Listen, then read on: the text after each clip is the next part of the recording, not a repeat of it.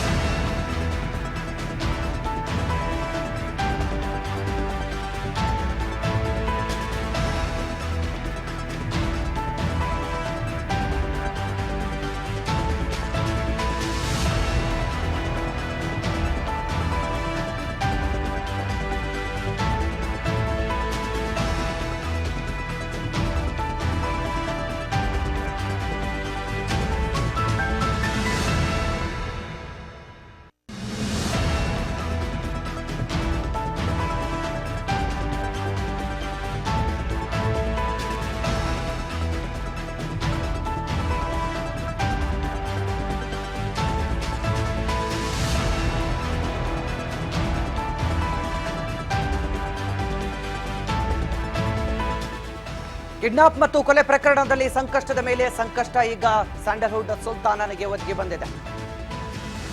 ಪವಿತ್ರ ಗೌಡ ಮತ್ತು ನಟ Darshan and team police ಕಸ್ಟಡಿಗೆ ನೀಡಲಾಗಿದೆ. 13 ಜನ ಆರೋಪಿಗಳನ್ನ ಈಗ ವಶಕ್ಕೆ ಪಡೆಯಲಾಗಿದೆ. 6 ದಿನಗಳ ಕಾಲ ಕಸ್ಟಡಿಗೆ ನೀಡಿ ಜಡ್ಜ್ ವಿಶ್ವನಾಥ್ ಅವರು ಆದೇಶವನ್ನ ನೀಡಿದ್ದಾರೆ.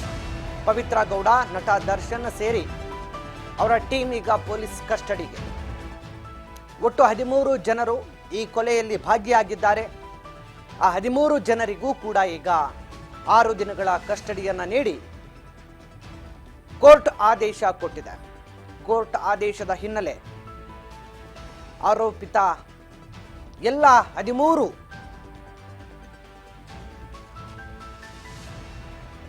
ಆರೋಪಿಗಳು ಕೂಡ ಸದ್ಯ ಕಸ್ಟಡಿಯಲ್ಲಿರುವಂಥದ್ದು.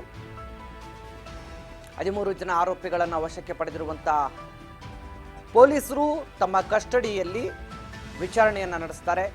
ಈ ಕೃತ್ಯಕ್ಕೆ ಸಂಬಂಧಪಟ್ಟಂತೆ ಹೆಚ್ಚಿನ ಮಾಹಿತಿಯನ್ನು ಕಲೆ ಹಾಕ್ತಾರೆ. ಈ ಕೊಲೆಗೆ ಸಂಬಂಧಪಟ್ಟಂತೆ ಎವಿಡೆನ್ಸನ್ನು ಇನ್ನೇನೆಲ್ಲ ಕಲೆ ಹಾಕೋದಕ್ಕೆ ಸಾಧ್ಯ ಆಗುತ್ತೋ ಎಲ್ಲವನ್ನ ಕೂಡ ಕಲೆ ಹಾಕ್ತಾರೆ. ಈಗಾಗಲೇ CCTV ದೃಶ್ಯಗಳನ್ನು ಸೆರೆ ಹಿಡಿದಿದ್ದಾರೆ. ಆರೋಪಿ ಸ್ಥಾನದಲ್ಲಿರ್ತಕ್ಕಂಥ ಎಲ್ಲರ ವಿಚಾರಣೆ ಕೂಡ ಪಡೆದಿದ್ದಾರೆ. ಆದರೆ ಈ 6 ದಿನಗಳ ಕಾಲ ಸ್ಥಳ ಮಹಜರು ಮಾಡ್ತಾರೆ.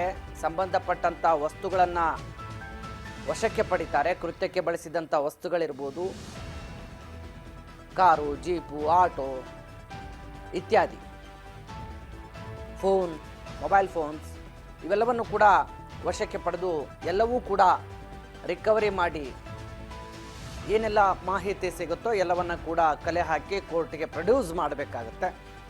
6 ದಿನಗಳ ಕಾಲ ಕಸ್ಟಡಿಯಲ್ಲಿ ಪ್ರತ್ಯೇಕವಾಗಿ 13 ಜನರ ವಿಚಾರಣೆ ಕೂಡ ನಡೆಯುತ್ತೆ. 13 ಜನರ ವಿಚಾರಣೆಗೆ ಸಂಬಂಧಪಟ್ಟಂತೆ ಎಲ್ಲ ಮಾಹಿತಿಯನ್ನು ಕೂಡ